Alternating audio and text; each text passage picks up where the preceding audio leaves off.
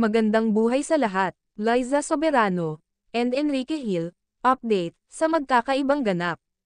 Liza Soberano, family time. Napakasimple lang, ang magkakapatid. Enjoying the moment, nakasama nila, ang kanilang ate, na si Liza Soberano, with Tito Joey. Nagbanding, sina Liza Soberano, at ang kanyang mga kapatid.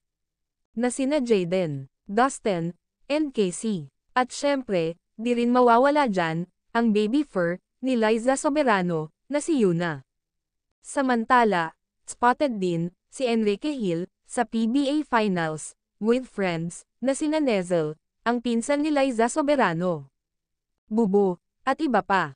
Samantala, malapit-lapit na, ang big day, ni Enrique Hill. Para siya ay, maging 33. Ito ang edad, na pwede nang mag-settle down, ang binata. Pero sa ngayon, tahimik lang, ang love life ni Ken. We all know, Ken loves babies. We can't wait, to see him, as a dad one day. His future kids, will be the luckiest, to have such a cool, and loving father. In God's, perfect time.